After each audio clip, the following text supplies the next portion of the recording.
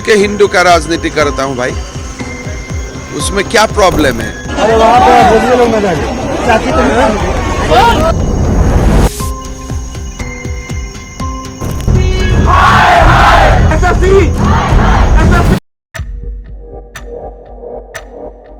ये सब अपने आसपास देखकर अगर तुम डिमोटिवेटेड हो गए हो, होपलेस हो चुके हो कि ये सिचुएशन अब कभी नहीं सुधरेगा, या फिर मन में ये भी सवाल हो सकता है कि इस देश में ये सब चल क्या रहा है। एक आम आदमी अगर ईमानदारी से काम करके सच बोलकर रहना चाहे तो वो नहीं रह सकता है। उसे सत्ता या पावरफुल आदमी से डरना पड़ता है, चाहे वो कितना ही ईमानदार और सच्चा ही क्यों ना हो। ऐसा भी लगता है कि फिर इस देश में रहना ही नहीं चाहिए। अगर ये सब विचार आपके मन में चल रहे हैं तो फिर रुक जाइए, ये वीडियो तुम्हारे लिए ही है। क्योंकि आज मैं बात करने वाला हूँ एक ऐसे आदमी की जो इन सब से परे था। तुम आज़ादी की हवा में सांस ले रहे हो, पर तब देश आज़ाद भी नहीं था। ईमानदार, सच्चा, विद्वान आदमी जो इस देश को सबसे सर्वोपरि मानता था, जो यहाँ की संस्कृति, प्रेम और सद्भाव को पूरी दुनिया में पहुँचाना चाहता था, जो इस देश के गांव-गांव में भ्रमण करके यहाँ के गरीब और अमीर लोगों से मिलकर समस्या को समझकर जड़ से ख़त्म करना चाहता था। और वो नहीं चाहता था कि उसके देश को कोई गरीबी, भुखमरी और कोई तीसरी दुनिया का देश कहे। वो लोगों में प्यार और भाईचारा ढूंढता था, और इसीलिए आज हम उन पर गर्व करते हैं कि वो इसी देश में पैदा हुए और पूरी दुनिया में अपनी मातृभूमि का सर ऊंचा किया।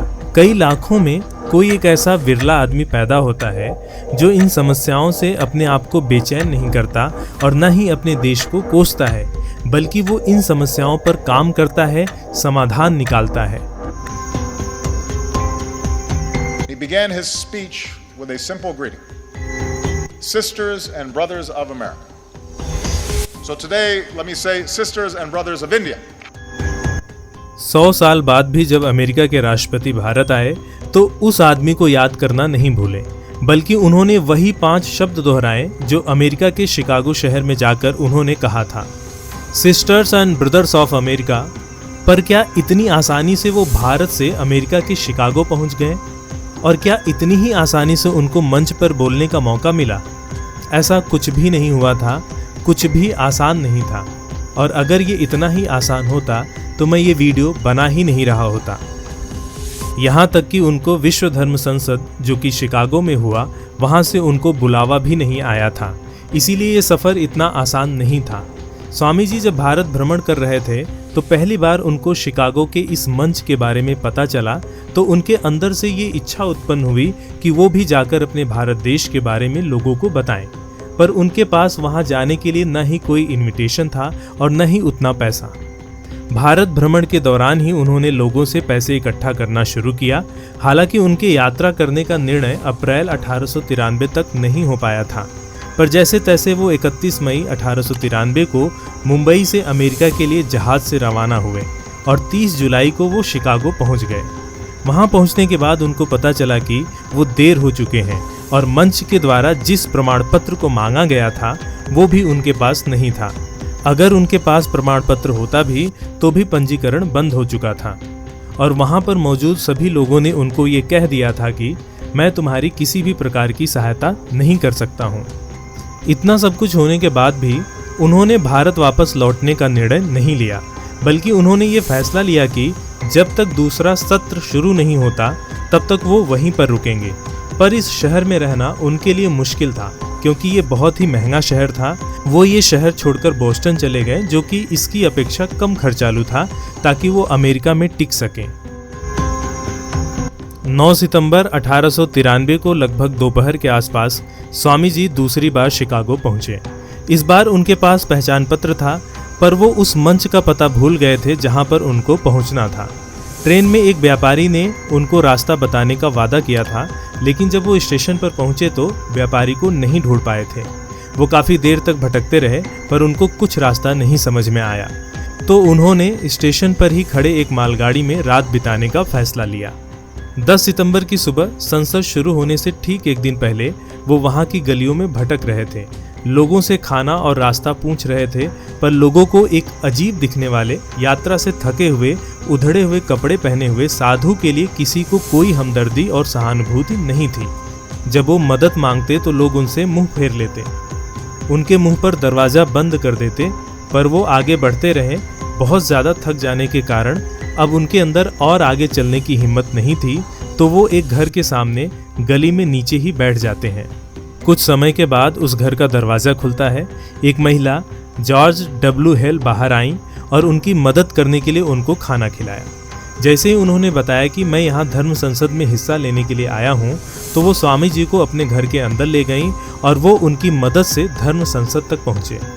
एक साधारण सा वेश धारण किए स्वामी जी जब उनको मंच पर बुलाया जाता है तो लोग उन्हें पहले ही जज कर लेते हैं कि अरे ये क्या ही बोलेगा, पर जैसे ही वो मंच पर पहुंचते हैं, सभी को ध्यान से देखते हैं, कुछ समय बाद बोलते हैं कि sisters and brothers of America. इतना सुनते ही वहां पर उपस्थित सभी लोग खड़े होकर तालियां बजाने लगते हैं और ये तालियों की गड़गड़ाहट कुछ देर तक रुकने का नाम ही नहीं लेती है, क्योंकि इसके पहले के किसी भी वक्ता ने इतने अपनेपन और प्रेम भाव से बात नहीं किया था। उस मंच पर खड़े होकर उन्होंने दुनिया को संदेश दिया, सभी धर्म एक ही सत्य की ओर ले जाते हैं, इसलिए सभी का सम्मान करो। और उन्होंने बताया कि भारत ने सदियों से सभी धर्मों को स्वीकार किया है। यहाँ पर यहूदी, पारसी, ईसाई, मुस्लिम सभी को आश्रय मिला है। भारत की आत्मा में सहिष्णुता और स्वीकार्यता बसती है। और उन्होंने आगे कहा कि धर्म के नाम पर हो रहे युद्ध मानवता को सबसे बड़ा नुकसान पहुंचा रहे हैं। दुनिया को अगर बचाना है तो हमें धर्म की लड़ाई से बाहर निकलकर प्रेम और भाईचारे को अपनाना होगा। और उनका आगे कहना था कि सभी धर्म सत्य हैं। जैसे अलग अलग नदियां अंत में जाकर समुद्र में मिल जाती हैं, वैसे ही सभी धर्मों के रास्ते अलग अलग होने के बावजूद भी वो अंत में ईश्वर को प्राप्त करते हैं। आगे उन्होंने कर्म के महत्व को समझाया और कहा कि खुद को कभी भी कमज़ोर मत समझो। उनका एक बहुत ही फेमस कोट है, उठो जागो तब तक मत रुको जब तक लक्ष्य प्राप्त न हो। अगले दिन की सुबह वहां के अखबारों ने इसे एक ऐतिहासिक क्षण बताया और लिखा कि एक भारतीय सन्यासी ने पूरे सभा को अपनी वाणी और सरल भाव से मंत्रमुग्ध कर दिया। उनके द्वारा बोले गए पहले 5 शब्द sisters and brothers of America पूरी धर्म सभा को मोहित कर लेने का काम किया था। जो सन्यासी एक दिन पहले शिकागो की गलियों में दर दर भटक रहा था, उसको कोई रास्ता नजर नहीं आ रहा था, उसे अब पूरी दुनिया जान रही थी। लोग उनके विचार और प्रेम भाव को सम्मान दे रहे थे। लोगों का नजरिया भारत के लिए बदल चुका था। लोग सिर्फ इसे अब गरीबी और गुलामी के लिए नहीं जानते थे, अब इसे ज्ञान और आध्यात्मिकता की भूमि के रूप में स्वीकार करने लगे थे। और सिर्फ यही नहीं, बल्कि इस स्पीच के बाद पश्चिमी देशों में योग, ध्यान और वेदांत का भी प्रभाव बढ़ा। आज के परिवेश और माहौल में ये सब जानना कितना सुखद है कि हमारे ही देश के एक व्यक्ति ने इतना सब कुछ किया और हम हैं कि सिचुएशन को दोष देते रहते हैं, बहुत ज़्यादा होपलेस हो जाते हैं। उम्मीद करता हूँ कि कुछ सीखने और जानने को मिला होगा। मिलते हैं किसी और वीडियो में, तब तक के लिए आप सभी अपना ख्याल रखिए।